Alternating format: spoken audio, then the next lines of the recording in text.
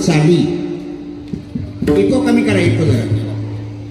राम म्हणे वाट चाली यज्ञ पाऊला पाऊली, धन्य धन्य ते शरीर तीर्थव्रतांचे माहेर. राम म्हणे करिता धंदा सुख समाधी त्या सदा. राम म्हणे ग्रासोग्रासी तोच जीविला उपवासी. राम म्हणे भोगी त्यागी कर्म न लिंपे त्याच्या अंगी. धन्य धन्य ते शरीर तीर्थव्रतांचे माहेर. ऐसा राम जपे नित्य, ऐसा राम जपे नित्य, तुका म्हणे तो जीवन मुक्त. धन्य धन्य ते शरीर तीर्थव्रतांचे माहेर. सालाबादप्रमाणे वैकुंठवासी गोविंद महाराज घाट यांनी 46 वर्षापूर्वी रामनवमी हा पर्वकाळ साधून हा उत्सव चालू केलेला आहे. तो तसाच व्यवस्थित आजपर्यंत चालू आहे. मी बऱ्याच वेळा सेवा करून गेलेलो आहे. जवळजवळ 30 वर्ष माझी सेवा चालू आहे. जेव्हा घाग महाराज होते तेव्हा मला पंचमी द्यायचे. आता संदीपनेही पहिला दिवस दिले. पहिल्या दिवस दिल्यापेक्षा मी मागून घेतलेलं आहे पहिला दिवस. आता का मागून घेतलं माहिती आहे तुम्हाला? मी 2004ला ठाण्याला राहायला आलो. 27 वर्ष डोंबिवलीमध्ये राहील, डोंबिवलीमध्ये. आणि गृहप्रवेश करताना जवळजवळ 16-17 वर्ष माझ्या घरी भजन चालू होतं. हरिभक्तीपरायण वैकुंठवासी शिवाजी बोतकर यांचं. नारळ देताना त्याने मी म्हणत होतो, जोपर्यंत तुम्ही आहे आणि मी आहे तोपर्यंत हे भजन तसंच चालू राहणार. पण ते गेल्यामुळे मी मागच्या वर्षापासून भजनच बंद केलेलं आहे. फक्त विष्णू सहस्रनाम घेतो आणि त्यांची आठवण होण्याकरता मी ही तारीख मागून घेतलेली आहे. असो, म्हणजे त्यांना आपले मला वाटते मुंबईतल्या लोकांना तरी विसरता येणार नाही, एवढे ऋण आहे त्यांचे वारकरी संप्रदायावर. आणि माझा खास संबंध, माझे नातेवाईक सगळे भरपूर आहेत, पण 2 दिवसातून फोन करणारे मला फक्त महाराष्ट्रामध्ये शिवाजी भटकरच, बाकी कोणी नाही. असो, तेव्हा आज आहे पाडवा. हिंदू धर्माप्रमाणे आपला पहिला दिवस आहे. 1945 शके संपलं आणि 1946 आजपासून चालू झालं शालिवान शके, लक्षात ठेवा. तेव्हा हिंदू धर्मातला हा पहिला दिवस आहे. सप्ताहाचा पण पहिला दिवस आहे. आणि माझ्याकडे सेवा मी मागून घेतलेली आहे. आपल्या संप्रदायाप्रमाणे पहिला दिवस म्हणजे मंगलाचरण, नामाचा महिमा सांगण्याकरता हा अभंग निवडलेला आहे. रामनवमी हा पर्वकाळ आहे आणि 22 जानेवारीला राममूर्ती स्थापन झाली. मोठा सोहळा झाला. लोकांना असं वाटलं रामराज्य यावं. योगायोगाने नवमी आहे. एक चिंतनिका काढलेली आहे रामाविषयी. आदर्श अवतार राम अवतार. आदर्श अवतार का? रामासारखा देव नाही, रामासारखा राजा नाही, रामासारखा पुत्र नाही, रामासारखा पती नाही, रामासारखा पिता नाही, रामासारखा बंधू नाही, रामासारखा मित्र नाही, रामासारखा शिष्य नाही आणि रामासारखा शत्रू सुद्धा नाही. हे सगळ्याचं मी चिंतन करत नाही, पण शेवटचा मुद्दा सांगतो. रामाच्या समोर जे जे राक्षस आले ना, त्या सगळ्या राक्षसांचा रामप्रभूने उद्धार केलेला आहे. असं तुकाराम महाराज म्हणतात. नाम चांगले चांगले माझे कंठी राहू भले, कपिकुळ उद्धारिले, मुक्त केले राक्षसा. म्हणून लोकांना वाटतंय रामराज्य यावं. कोणी असं म्हणत नाही कृष्णराज्य यावं. खरं कृष्णाचा अवतार रामानंतर आहे, पण कोणाला असं वाटत नाही कृष्णाचा अवतार म्हणजे लीला पुरुषोत्तम आहे, रामाचा अवतार आहे हा मर्यादा पुरुषोत्तम आहे. कसं वागायचं हे रामाकडून शिकायचं. आपण आपल्या वारकरी संप्रदायामध्ये काही पर्व काळ आहेत आणि पर्व काळ एकादशी हा पर्व काळ आहे आणि बाकीचे 5 पर्व काळ आपण सांभाळले पाहिजेत.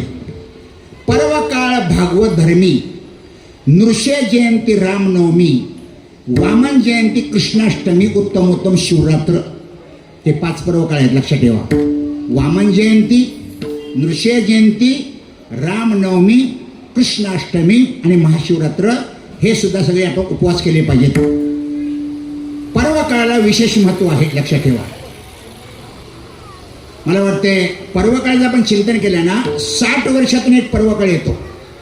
त्याला काय म्हणतात कपिलषष्ठी योग. सूर्याने कन्या राशीमध्ये प्रवेश केल्यानंतर मंगळवार किंवा शनिवार असल्यानंतर हा योग येतो. 60 वर्षातून एकदा येतो. काहींच्या जीवनामध्ये 2 वेळा येतो, काहींच्या जीवनामध्ये 1 वेळा येतो आणि काहींच्या जीवनामध्ये अजिबातच येत नाही. कोणाच्या जीवनामध्ये 2 वेळा येतो? ज्यानं आयुष्याची सेंचुरी मारली, 100 वर्ष जगला, त्याच्या जीवनामध्ये 2 वेळा योग येऊ शकतो. ज्याचं आयुष्य 60-70 वर्ष आहे त्याच्या जीवनामध्ये 1 वेळा येऊ शकतो. आणि कोणाच्या जीवनामध्ये कधीच येऊ शकत नाही. कोणाच्या? कपिला षष्ठी नंतर ज्याचा जन्म झाला, दुसरी कपिला षष्ठी यायच्या अगोदर पिऊन पिऊन वर गेला, तर त्याच्या जीवनामध्ये हा योग येतच नाही. 12 वर्षातून योग येतो, त्याला म्हणतात सिंहस्थ पर्वणी. आपल्या भारतामध्ये 3.5 ठिकाणी कुंभमेळे भरतात. प्रयाग, उज्जैनी, त्र्यंबकेश्वर आणि अर्धा हरिद्वार. 12 वर्षातून एकदा. 3 वर्षातून एकदा पर्व काळ येतो. पुरुषोत्तम मास, अधिक महिना, धोंडा महिना. वर्षातून 3 पर्व काळ येतात, 3.5 पर्व काळ येतात. आजचा तो पर्व काळ आहे. मुहूर्त बघण्याची गरज नाही. गुढीपाडवा, दिवाळी पाडवा, दसरा आणि अक्षय तृतीया अर्धा मुहूर्त. मला वाटतं वर्षातून एकदा पर्व काळ येतो, मकर संक्रांत. महिन्यातून 2 पर्व काळ येतात, एकादशी. लक्षात घ्या, हे पर्व काळ आहे. एकादशीचा व्रतधारी नित्य नांदे त्याचे घरी. सर्व पर्व काळाची श्री एकादशी पण माझी. एकादशी हा पर्व काळ आहे आणि हे सगळे पर्व काळ या पर्व काळामुळे साधतात. माणसाचा जन्म मिळणं सगळ्यात मोठा पर्व काळ आहे. साधला हा पर्व काळ, साधला हा पर्व काळ, साधला हा पर्व काळ, साधला हा पर्व काळ. गेला अंतरीचा मळ, गेला अंतरीचा मळ, गेला साधला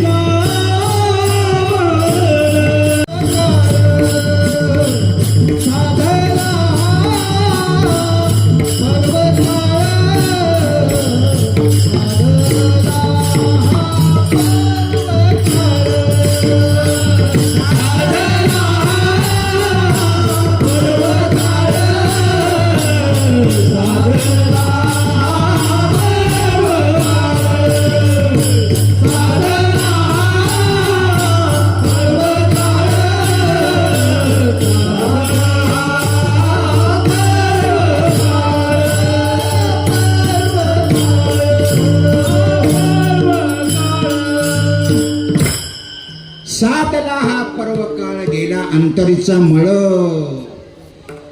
माणसाचा देह मिळणं हा सगळ्यात मोठा पर्व काळ आहे. काळाचे शास्त्रामध्ये 3 प्रकार आहेत. नंबर 1 अनर्थक, नंबर 2 निरर्थक, नंबर 3 सार्थक. जी वेळ पत्ते कुटण्यामध्ये जाते, व्यसनामध्ये जाते, बिअर बारमध्ये जाते, चौकामध्ये गप्पा मारण्यामध्ये जाते, अनर्थक वेळ. जी वेळ टीव्हीच्या मालिका बघण्यामध्ये जाते, मोबाईल बघण्यामध्ये जाते, याचं घर त्याचं घर कुत्र्यासारखं फिरण्यामध्ये जाते, निरर्थक वेळ असं तुकाराम महाराज म्हणतात. स्वानाचे परिहिंडे दारोदारी पाहे परणारी पापदृष्टी. आणि जी वेळ भजनामध्ये जाते, काकड्यामध्ये जाते, हरिपाठामध्ये जाते, पारायणामध्ये जाते, सार्थक वेळ. तुमची वेळ तुम्ही कशी घालवता याला फार मूल्य आहे. ज्ञानोबा म्हणतात ब्रह्मदेवाचा जरी वशिला लावला ना तर गेलेली वेळ परत मिळत नाही. धातयाही पाया पडता नुठी गतायू पंडू सुता. म्हणून साधकाने वेळेचा बरोबर उपयोग करायचा आणि त्याच्यामध्ये पर्व काळ जास्त साधायचा. आज पाडवा म्हणजे मोठा पर्व काळ आहे, ब्राह्मणाला विचारायची गरज नाही बुवा, असा पर्व काळ आहे. तेव्हा आपण कीर्तनामध्ये आहोत, हा आपला पर्व काळ आहे. कीर्तन ऐकतो म्हणजे नामस्मरण ही वैयक्तिक साधना आहे आणि कीर्तन ही सांघिक साधना आहे. सदा नामघोष स्वतः करता, करू हरिकथा सगळ्यांकरता, करू याची कथा सगळ्यांकरता, नामाचा गजर स्वतः करता. हेलिकॉप्टर 1-2 माणसं, जम्बोजेट हजारो माणसं. वैयक्तिक नामस्मरण करणं म्हणजे वैयक्तिक फायदा झाला, स्वतःची साधना. आणि सगळ्याही नामस्मरण करणं याचं नाव आहे कीर्तन. पण कलियुगामध्ये कीर्तनला विशेष महत्व आहे सांघिक साधना म्हणून. त्या नामपर मी अभंग चिंतनाकरता निवडलेला आहे. राम म्हणे वाट चाली यज्ञ पाऊला पाऊली. रामाचाच उत्सव असल्यामुळे राम नाम या अभंगामध्ये यावं याच्याकरता हा अभंग निवडलेला आहे. नामाकरता एक मी चिंतनिका काढलेली आहे. नाम हे मंगलात मंगल आहे, नाम हे गोडात गोड आहे, नाम हे पवित्रात पवित्र आहे, नाम हे चांगल्यात चांगलं आहे, नाम हे उत्तमात उत्तम आहे, नाम हे सारात सार आहे, नाम हे बऱ्यात बरं आहे, नाम हे खऱ्यात खरं आहे, नाम हे श्रेष्ठात श्रेष्ठ आहे, नाम हे मोठ्यात मोठे आहे आणि नाम हे सोप्या सोप आहे. तू काय म्हणे सोपे, तू काय म्हणे सोपे आहे सर्वाहुनी. तू काय म्हणे सोपे,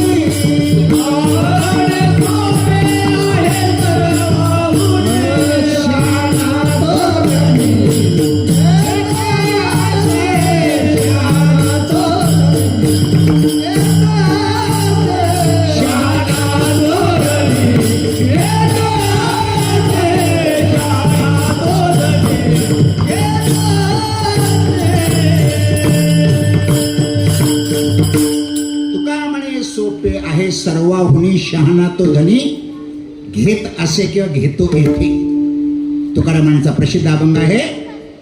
सगळे मी जे मुद्दे सांगितले याच्याकरता माझ्याकडे प्रमाण आहेत, पण प्रमाणामध्ये टाइमपास करत नाही. एकच मुद्दा सांगतो, नाम हे सगळ्यात मोठं आहे.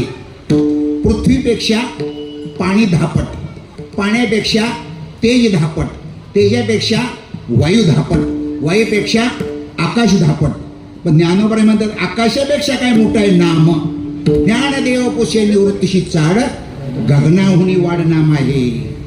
शास्त्र असं सांगताय, ओंकारापासून आकाश झालं, आकाशापासून वायू झाला, वायूपासून तेज झालं, तेजापासून पाणी झालं आणि पाण्यापासून पृथ्वी झाली. सगळ्यात मोठं आहे देवाचं नाव. मला सांगा, एक प्रश्न विचारला जातो, राम मोठा का त्याचं नाम मोठं? लगेच आमचे वारकरी विचारण्याकरता उत्तर देतात, रामापेक्षा नाम मोठं. रामाने फक्त अयोध्या तारली, नामाने अगोदर तरले, आता तरत आहेत आणि पुढे तरणार. तरले तरते हा भरवसा, नामधारकाचा ठसा. ऐसे अनंत अपार, नामे तरले चराचर, नाम पवित्र आणि परिकर रखुमादेवी वराची. रामायणामध्ये एक दृष्टांत लिहिला आहे. रामप्रभूंनी लंकेवर जाण्याकरता पूल बांधायचं ठरवलं. लंका आणि हिंदुस्थानचं अंतर आहे 100 योजना, म्हणजे 400 मैल. रामाकडे 2 वानर होते, नल आणि नील. ऋषींचं त्यांना वरदान होतं, त्याने हातात दगड घेतले, टाकले तर ते तरंगायचे. बाकीचे वानर काय करायचे, त्यांच्या हातात दगड द्यायचे, ते टाकायचे, तरंगायचे. पण त्यांना थोडासा अभिमान झाला, गतची बाधा झाली. आम्ही जर नसतो ना तर पूल तयार झालाच नसता. काय काय माणसं म्हणतात ना, आम्ही सप्ताहामध्ये भाग घेतला नाही तर सप्ताह होणारच नाही. अरे सत्याला आपण फक्त निमित्त आहोत, देव सगळं करून घेतो आपल्या हातून. अहंकार बाळगायचा नाही. तिळ भरी जरी होय अभिमान, मेरू तो समान भारदेवा, बांधलेला पुल आहे ना बुडाला. मग हनुमंतांनी सांगितलं, आता असं करा, दगडाना एकावर रा लिहा, दुसऱ्यावर म लिहा, दगड जोड आणि सोडा. रामाच्या दृष्टिक्षेपाखाली हा प्रयोग करण्यात आला. आणि जे दगड स्वतः बुडतात आणि दुसऱ्याला बुडवतात ते दगड तरंगायला लागले. तुका म्हणे पुढे बांधून दगड, तिथे काय कोण धावायचे. अर्थात हे कोणाचं महिमान आहे? नोहे समुद्राचे लक्षण, नोहे पाषाणाचा गुण, नोहे वानरी वरदान, राम नाम प्रतापी. जवळजवळ 2 दिवसामध्ये 200 मैल पूल तयार झाला. रामाने जो पूल बांधला ना, फक्त 5 दिवसामध्ये पूल बांधला. 400 मैल लांब आणि 40 मैल रुंद. 2 दिवसात पूल झाला, 200 मैल. लंकेमध्ये बातमी गेली, रामाच्या ताब्यामध्ये दगड आहे, दगडाचा पूल तयार होते पाण्यावर. सगळे राक्षस घाबरले, चुळबुळ करायला लागले, आपलं आता कसं होणार. आणि हळूहळू ही बातमी रावणाकडे गेली. रावण राजकारणी होता, पॉलिटिक्स होता त्याच्याकडं. त्यानं समुद्राच्या बाजूला सभा घेतली आणि सभेमध्ये विचारले, तुमचे चेहरे पडलेले दिसत आहेत.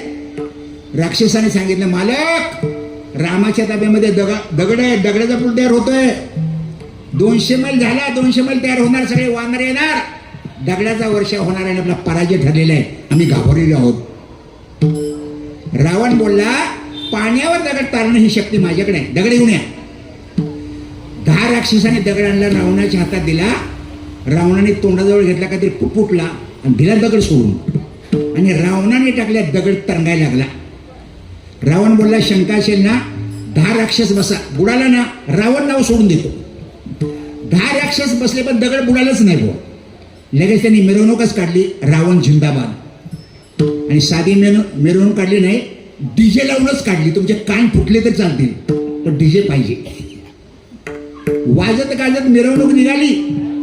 एकाने विचारले, मालक तुमच्याकडे ताकद होती, आम्हाला का कळवली नाही, अगोदर सांगितली का नाही? अरे सांगण्याची वेळ झाली नाही. आपण राक्षस आहोत. राक्षस कुठे माकडांना घाबरतात का? आपण अजिबात घाबरायचं नाही. सगळे आनंदाने जयघोष करत घरी पोचले. आणि रावण सुद्धा शयनगृहामध्ये निघाला. रावण, पूर्वीच्या बायका मी असं ऐकलं, जर नवरा बाहेरून आला ना तर उंबऱ्याजवळ उभा करणार, त्याची आरती ओवाळणार, नंतर घरात घेणार. अशी पूर्वी पद्धत होती. आता मला वाटतं आरती मला कुठेही दिसत नाही बुवा, नशीब घरामध्ये घेतात. सगळी मर्यादा भंग झाली. आता तो जरासा डुलत झाला तर आरती कशी काय होणार बुवा? आपली पण क्वालिटी बदलली, त्यांची पण क्वालिटी बदलली. आरती ओवाळली, मंदोदरीने आतमध्ये घेतला रावणाला. म्हटले मालक, तुम्ही यायच्या अगोदर एक बातमी आली. म्हणजे कोणती बातमी? म्हणजे तुम्ही दगड टाकला तो पाण्यावर तरंगतोय, अशी बातमी आली. बातमी खरे, तुला विश्वास नसेल तर सकाळी जाऊन बघून ये, पाण्यावर दगड तरंगतोय, मी टाकलेला.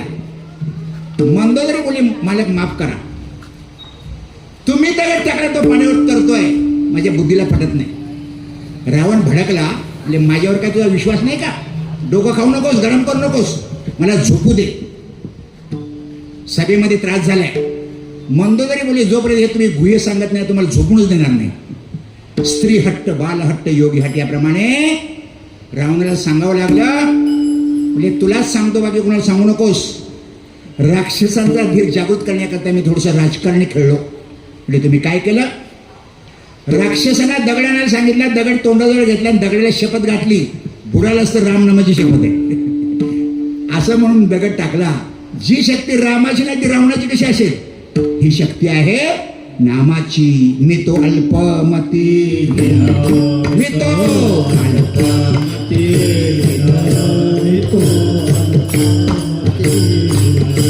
मी तो काय वर्णो तुमचे गुण, काय वर्णो तुमचे गुण, काय वर्णो तुमचे, काय तुमचे गुण. उदकी तारेले पाषाण, उदकी तारेले पाषाण, उदकी तारेले पाषाण, उदकी तारेले पाषाण. हे महिमान नामाचे, हे महिमान नामाचे, हे महिमान नामाचे, महिमान नामाचे. नाम चांगले चांगले, नाम चांगले चांगले, नाम चांगले चांगले, नाम चांगले चांगले, नाम चांगले चांगले, नाम चांगले चांगले, नाम चांगले चांगले, नाम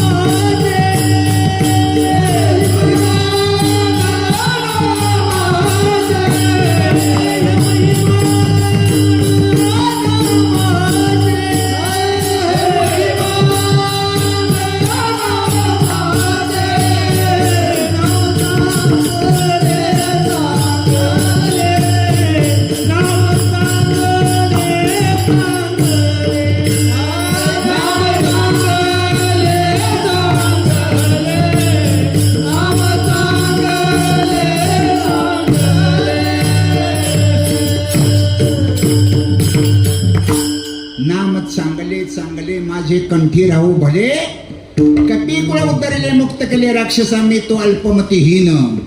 काय वर्णो तुमचे गुण उदकी तारले पाषाण. हे महिमान नामाचे, रामाचे नाही, रावणाचे अजिबातच नाही. जगामध्ये सर्वश्रेष्ठ देवाचं नाम आहे. तुकाराम महाराजांनी या अभंगामध्ये राम नामाचा महिमा सांगितलेला आहे. आपण सगळे 3 कारणामुळे जन्माला आलेले आहोत. नंबर 1 पाप, नंबर 2 वासना आणि नंबर 3 कर्म. लक्षात ठेवा. जन्म घेणे लागे वासनेच्या संगीतेची झाले अंगे रूप. जन्मा येणे घडे पातकाचे मूळ संचिताचे फळाफुलिया.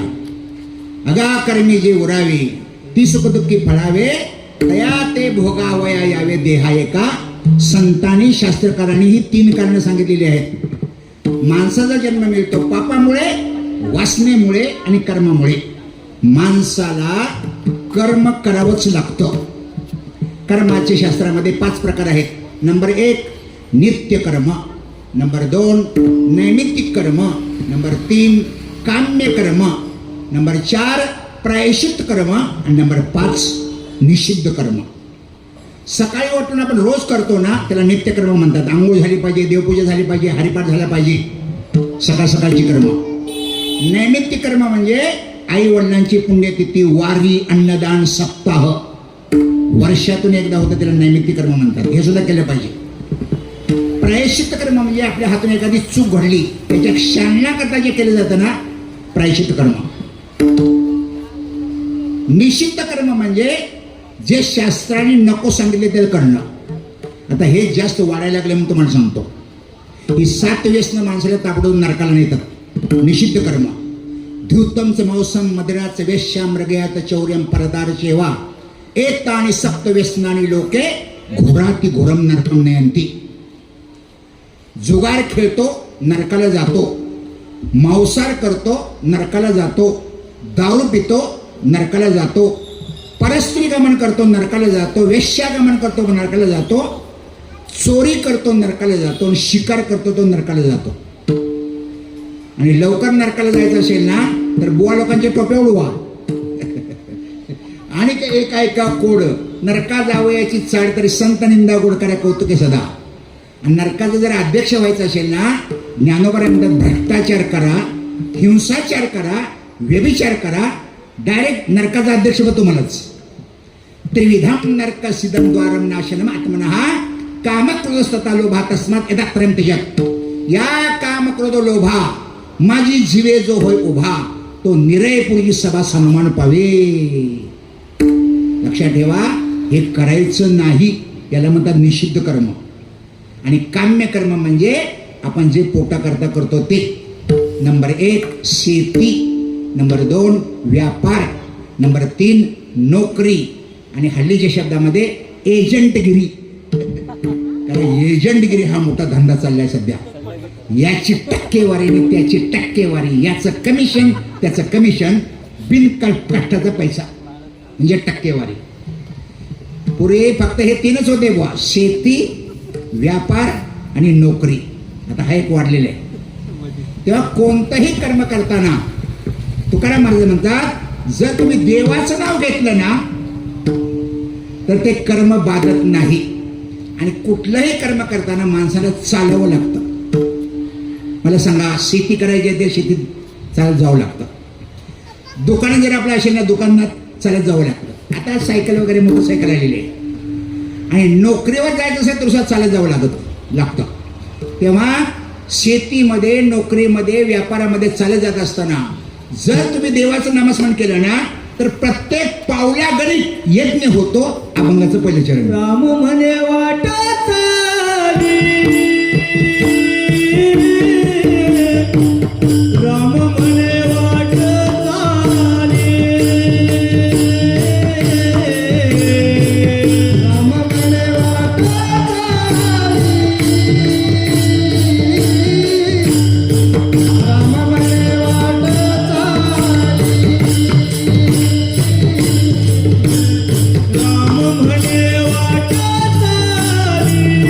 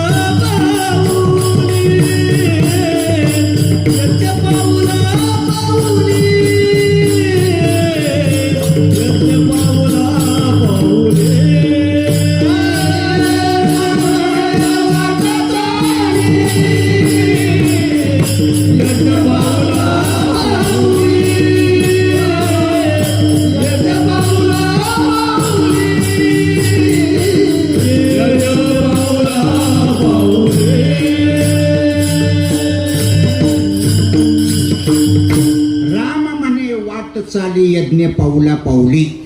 शेतीवर जाताना, दुकानात जाताना, नोकरीला जाताना जर चालत असाल, प्रत्येक पावलागणिक राम म्हटला ना तर एक यज्ञ होणार.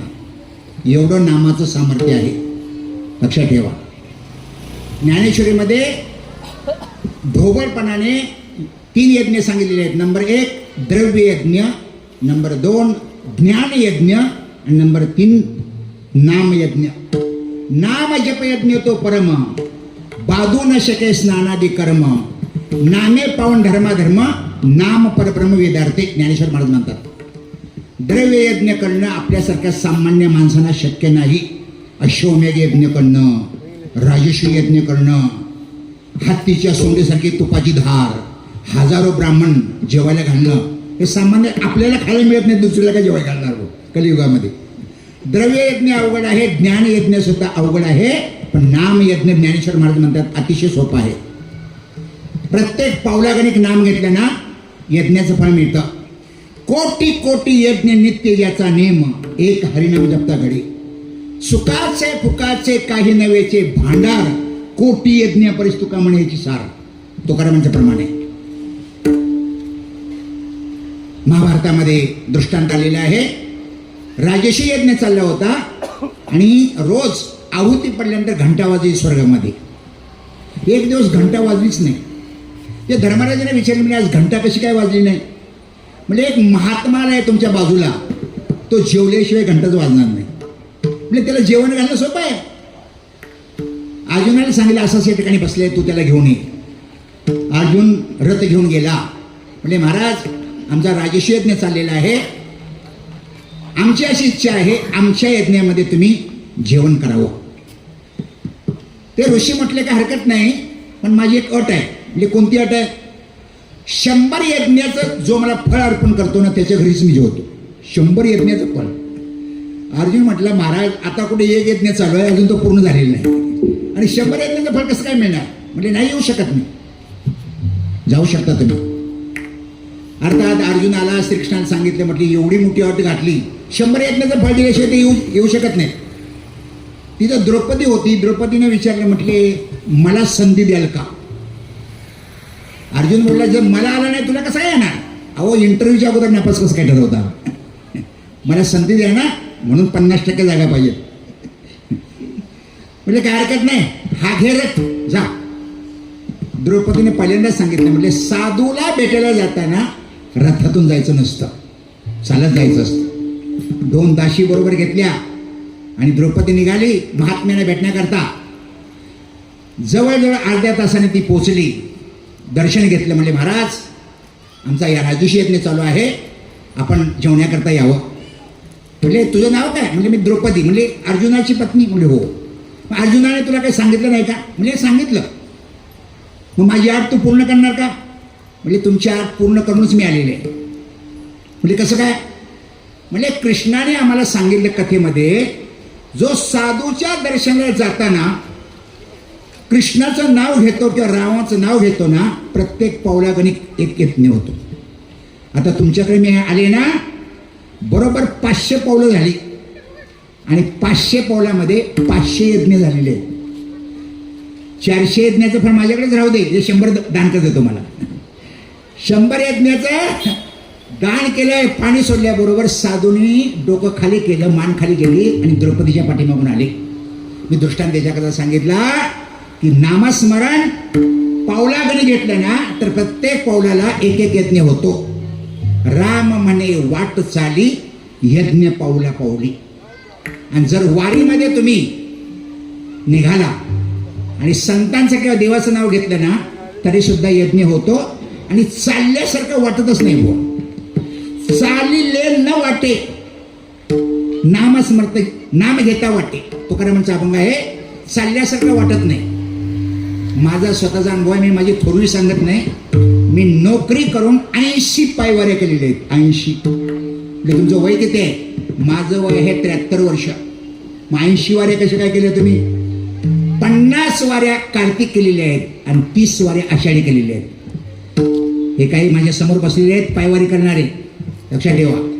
आणि माझं नशीब असं चांगलं आहे, भाग्य असं चांगलं आहे, महाराष्ट्रातला मोठा मान आहे ना ज्ञानेश्वर महाराजांच्या पुढे कीर्तन मला 20 वेळा मिळालेलं आहे, 20 वेळा. याचा धरीन अभिमान करीन आपुले जतन. हे सगळे मोठे अभंग आहेत ना, मदालसा, नवविधा भक्ती, आंधळे पांगळे, हे माझे मालक विवेकानंद वास्कर महाराज यशवंत म्हण. एक एक अभंग मी 25-25 वर्ष म्हटलेले आहे. जवळजवळ आता कार्तिक वारी माझी 51-52 वर्ष चालू आहे, अजून सोडलेली नाही. आणि माझे दोन्ही पाय मोडलेले आहेत. विशेष म्हणजे हा पाय इथे मोडलाय आणि हा पाय खाली मोडलेला आहे, तरी सुद्धा मी चालतो का? अरे नाम घेत अभंग म्हणत जर चाललो ना तर देहावर लक्षच नसतं. चालले न वाटे नाम घेता चाले वाटे, बरवा वैष्णवांचा संघ येतो सामुरा श्रीमंत तुकाराम महाराज म्हणतात. त्या नामस्मरण करताना जर तुम्ही आपलं चालताना जर नामस्मरण केलं ना तर पावल्या गणित येत नाही होत असं तुकाराम महाराज म्हणतात. माणूस चालतो, धंद्याकरता चालतो, कुठलाही धंदा करा पण नामस्मरण करा. अभंगाचं 3रं चरण. नाम म्हणे करिता धंदा, राम म्हणे राम म्हणे करिता धंदा, राम म्हणे करिता धंदा. सुख समाधित्या सदा, सुख समाधित्या सदा.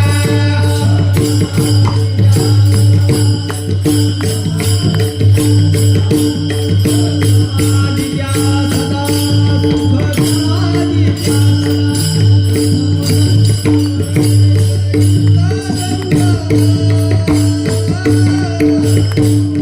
म्हणे करिता धंदा,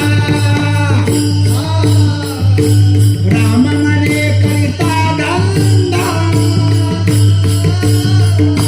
राम म्हणे करिता धंदा. राम म्हणे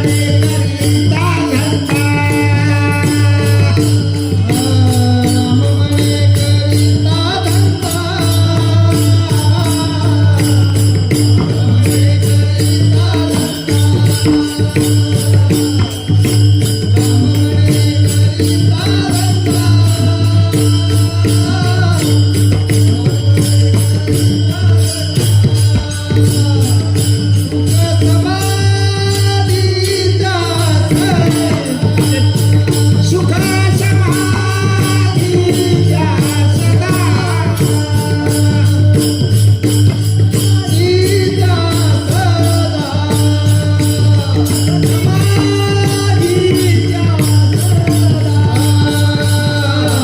धन्य धन्य ते शरीर,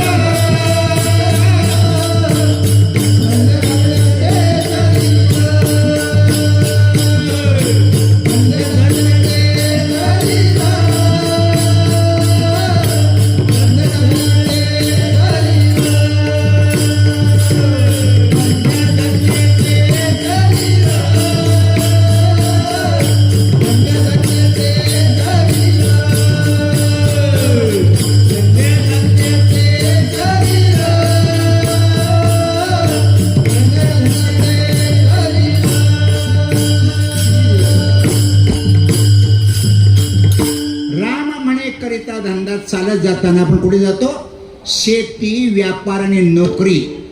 कोणताही धंदा करा पण धंदा करताना राम म्हटलं ना त्या धंद्याचं श्रम होत नाही.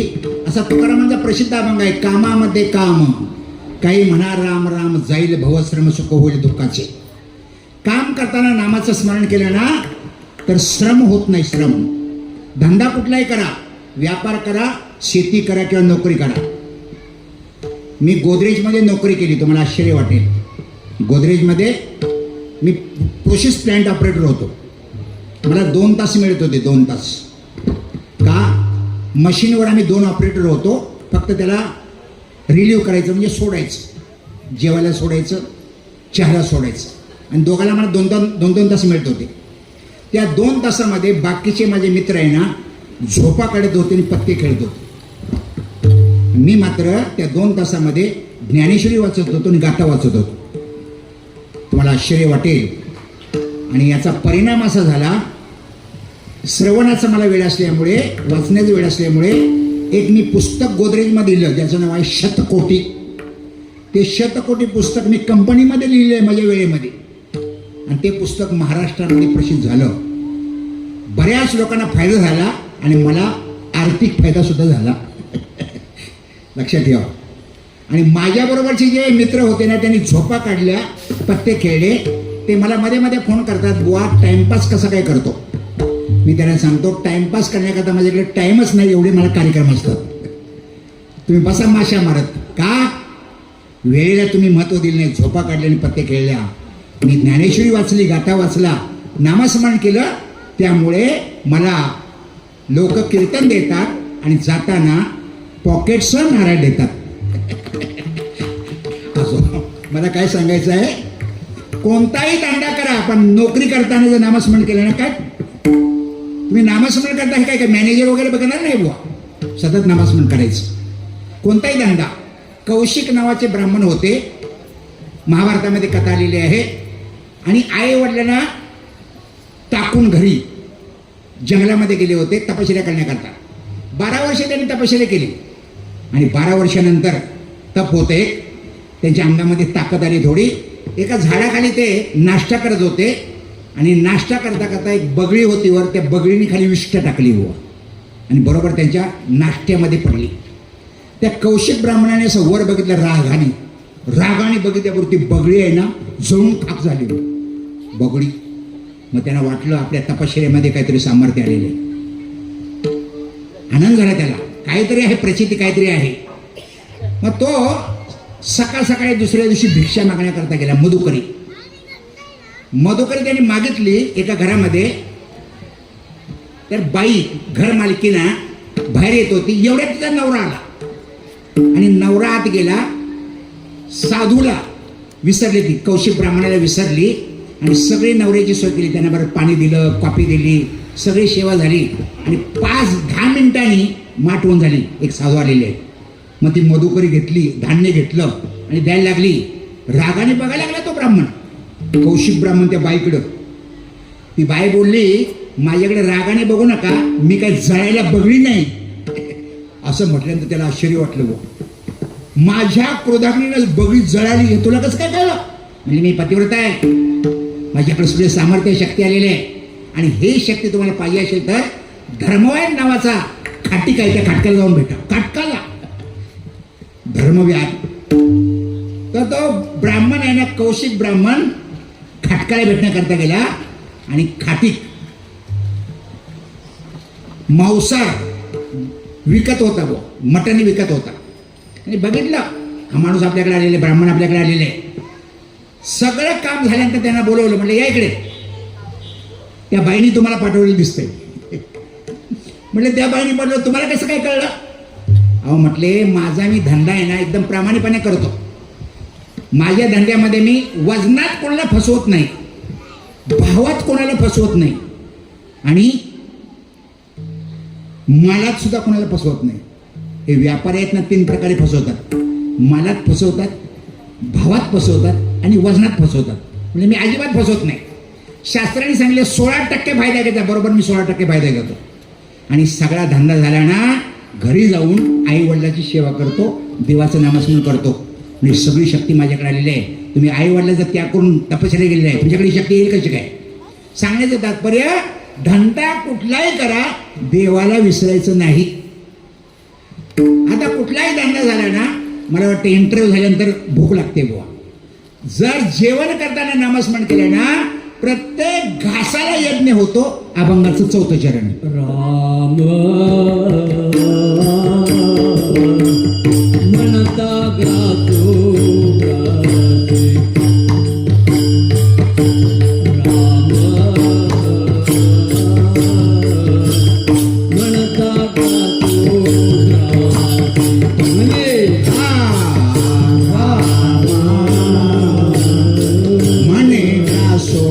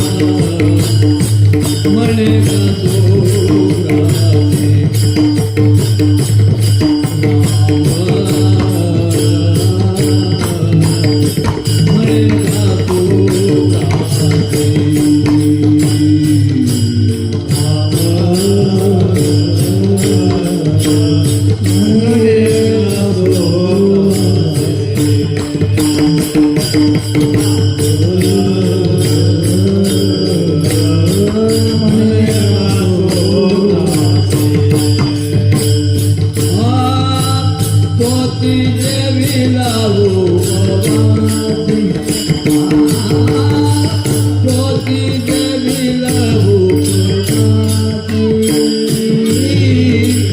ज्योती देवी लहू ज्योती देवी